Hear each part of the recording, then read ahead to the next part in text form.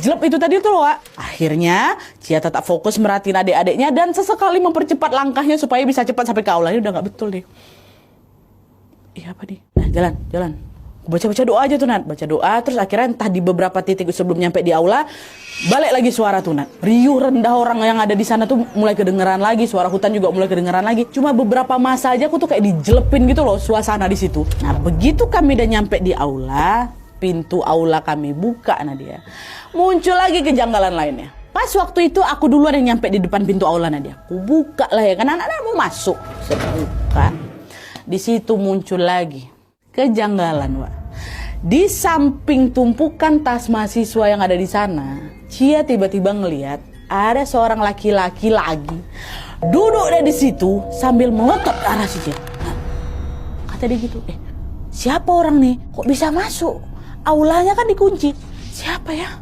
Tapi waktu Cia buka itu kan beberapa anak-anak udah mulai masuk kan, Wak. Tapi Cia kayak ngelihat si orang itu lagi. Dan di situ aku baru ternyata laki-laki yang lagi duduk terus jongkok di situ itu persis kayak yang dia lihat waktu di hutan tadi tuh, yang di belakang kayak persis sama.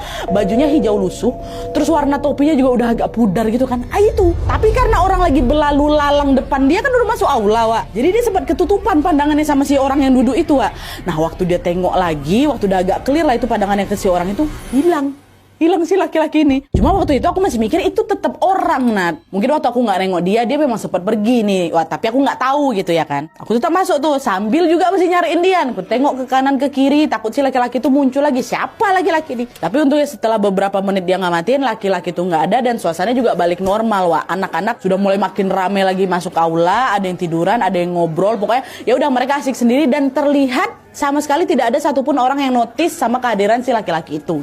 Tapi di situ aku masih positif. Nah, dia memang semanusia itu dia. Tapi memang dia melotot. Nah, kayak gitu aja. Tapi ya udahlah ini kan. Setelah semuanya nyampe di aula, nggak lama setelahnya peserta pun dikasih waktu untuk istirahat sekaligus juga mandi. Tapi karena kamar mandi di dalam aula itu cuma ada 3, antriannya pun langsung mengular lah ya kan. Nah, Cia yang ngelihat antrian makin panjang, akhirnya memutuskan untuk mandi di kamar mandi darurat yang memang ada di luar aula tadi tuh, kamar mandi tenda. Ya kamar mandi terpal maksudku. Nah, pas dia mau pergi, Arfi sama Noni, kawan dekat si Cia ini nanya, Cia aku mau mandi di luar kan, kami ikut ya, biar sekali satu bilik aja kita, di dalam udah penuh kali soalnya, mau mandi bertiga langsung, Wak. Oh ya udahlah, ayolah, kata si Cia. Nah dah akhirnya mereka bertiga pun mandilah di kamar mandi darurat yang memang untuk mandi yang cuma satu tuh. Sesekali waktu udah nyampe di dalam ya, sesekali mereka ngobrol dalam posisi saling punggung-punggungan waktu itu, Nat. Dan suara dari bilik kamar mandi sebelah-sebelahnya dan juga suara orang sekitar pun masih kedengaran dari dalam itu. Ya udah mereka mandi gitu. Nah awalnya memang biasa aja, tapi entah kenapa makin lama suasananya makin aneh. Angin di sekitar aku tuh, nah dia tiba-tiba berhenti dan suara guyuran air dari kamar mandi sebelah sama suara orang-orang di luar itu menghilang juga. Rasanya macam cuman kami bertiga aja yang ada di tempat itu, Nadia. Sama kejadian waktu di dalam tuh, waktu di jalan balik mereka mau balik ke aula, tiba-tiba ngening kayak itu. Cuman suara orang yang di dalam itu, suara si Arfi sama Noni itu masih kedengeran. Terus gak lama setelah kami selesai ngebilas, Cia nih ngeliat ke atas ada 3 ekor monyet abu-abu lagi duduk di atas salah satu pohon yang ada di sana. Kan di atas kan kamar mandi itu nggak ada tutup ya di atas ya kan. Nah dari gesturnya kelihatan kalau si monyet-monyet itu kayak bukan ngeliatin si Cia langsung, enggak. Tapi mereka tuh kayak lagi ngeliatin ke arah belakangnya Cia. Macam ada sesuatu yang mereka tengok di belakang aku, Nadia. Di belakang aku kan kawan-kawan aku kan, si Arfi sama si Noni ya kan. Tapi karena ngerasa nggak nyaman ditengokin sama si monyet, Cia langsung buru-buru pakai baju dan mau buka pintu kamar mandi untuk balik ke aula, diikuti sama Noni sama Arfi yang memang udah selesai duluan. Nah pas baru aku mau melangkah keluar kamar mandi, tiba-tiba aku dengar ada suara laki-laki bisik dan gitu. Cia di sini belum ngeh nih, yang ada dia malah nanya, siapa tuh? Kata gitu. Arfi nanya, hah kenapa? Tadi ada suara laki-laki, dia nyuruh buang-buang katanya. Buang apa? Kata si Arfi, nggak tahu, tapi ada suara laki-laki di sini. Dia ngintipin kita nggak? Kata si Cia, takutlah ada suara laki-laki tiba-tiba di dalam kamar mandi itu kok. Hah? Siapa? Dari tadi cuma kita bertiga aja kok. Salah dengar kok tuh, kata si Arfi. Enggak ya, aku beneran dengar ada suara laki-laki, Terus siapa yang ngomong? Kok lihat sendiri sendiri kan, di sini nggak ada cowok, mana bisa ada suara cowok berbisik depan sini. Di situ Cia diam aja, dia nggak ngomong apa-apa. Ya udah cepatlah keluar gitu kata mereka. Nah, keluarlah nih mereka. Setelah itu dia balik lagi ke aula sambil berusaha nggak mikir macam-macam. Tapi aku dengar kali Nadia itu ada dengan buang kata gitu. Dah, baliklah si Cia ini ke aula ya kan. Nah anehnya, pas baru masuk ke pintu aula, tiba-tiba lemas sekali aku Nadia. Kayak abis lari keliling lapangan, Wak. Selemas itu. Karena aku udah gak sanggup berdiri waktu itu, Cia niatnya mau minum, Wak, sambil duduk. Tapi pas baru aku mau duduk, pusing tiba-tiba kepalaku, pandanganku udah mulai goyang Nadia. Badan ini pun jadi ikut kelimbung tuh loh. Dan Cia terpaksa rebahan dulu di atas tumpukan tas yang kebetulan ada di samping dia. Nah pas dia rebahan ini kan otomatis matanya ngeliat ke atas kan, Wak. Ke atas aula itu kan.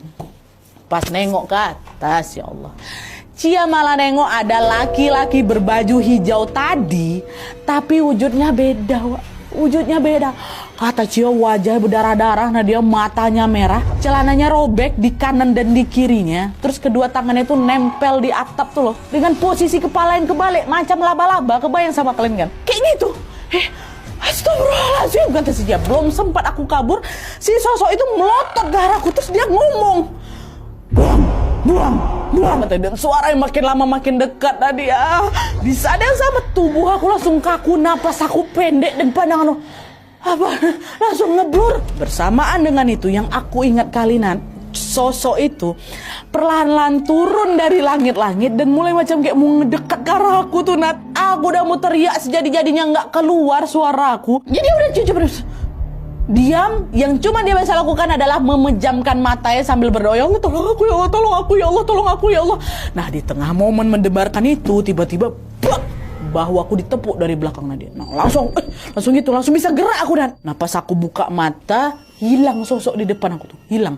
Cuman di sekelilingnya udah ada kawan-kawannya, Wak. Ada yang lagi elus kepalanya, ada yang lagi megangin tangan kakinya. Dan si Robert kawannya si Cia ini juga duduk paling deket sama si Cia, nenangin si Cia.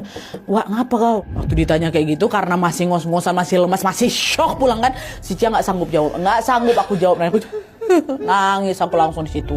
Nah khawatir Cia ini kenapa-napa, akhirnya di malam itu mereka sepakat untuk ngejagain Cia, Wak. Tapi udah ya, jangan bikin heboh, kita jagain Cia aja, jangan sampai adik-adik yang lain tahu gitu. Dan akhirnya para pendamping cewek tidur ngelilingin Cia, sementara yang laki-laki memutuskan untuk begadang tuh, jaga-jaga kalau Cia ini kenapa-napa lagi gitu kan.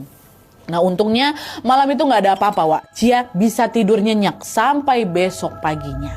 Dah.